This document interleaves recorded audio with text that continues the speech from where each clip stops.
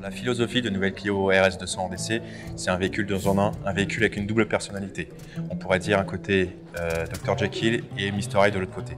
Clairement, c'est un véhicule qui a toute sa légitimité dans la saga des Clio sportives depuis 20 ans. C'est-à-dire que c'est un véhicule aujourd'hui qui va apporter énormément de sensations et de plaisir pour des clientèles en attente de performance. Clairement, c'est un événement, on attend ça depuis longtemps et là aujourd'hui, je pense qu'on n'est pas déçus. On a une belle journée pour profiter de la voiture. C'est la possibilité aussi pour tout le monde de discuter sur un sujet précis, les évolutions de la voiture, ce qu'on aime, ce qu'on n'aime pas aussi.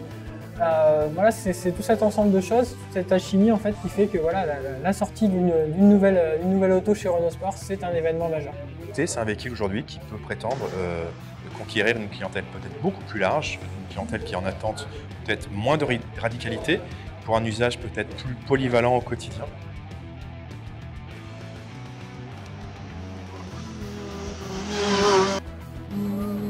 La nouvelle Clio 4 RS a été développée en fonction de notre expérience qu'on a dans le monde du rallye et dans le monde du circuit. La première techno, c'est donc la butée hydraulique de compression. Pour faire simple, cette techno, c'est quoi? C'est en fin de compte un amortisseur dans un amortisseur. On a remplacé tout simplement les butées PU ou caoutchouc qu'on peut retrouver sur un véhicule traditionnel par une butée hydraulique qui permet à la fois de conserver un confort de conduite digne d'un véhicule de grande série et d'optimiser les performances du pneumatique et donc forcément d'optimiser les performances sur circuit. Avec par exemple un moteur 1.6 litre turbo downsizé qui développe 200 chevaux, qui est couplé à une boîte d'essai dual clutch avec des palettes au volant. On a également intégré un système dit de launch control pour avoir des départs arrêtés canon. On a intégré un différentiel électronique, un RS Diff. Et enfin un RS Monitor 2.0, un système de télémétrie embarqué révolutionnaire.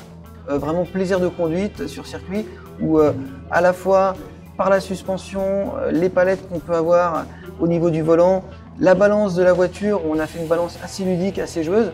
Je pense que ces trois paramètres sont vraiment là pour optimiser le plaisir de conduite et le ressenti qu'on a à bord de cette voiture.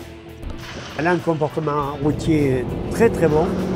Là, on passait sur des routes goudronnées de qualité moyenne à des pavés, à des gros freinages pour des épingles. Elle est très très bonne en châssis grâce à la suspension avec l'amortissement hydraulique lorsqu'on arrive sur les butées. Après, il y a un truc assez amusant et le conducteur qui aura en main la voiture pourra se régaler avec la nombreuse possibilité de jouer avec la boîte de vitesse, la version normale, la version sport, séquentielle, palette, levier de vitesse. Enfin, il aura plein de versions à sa disposition.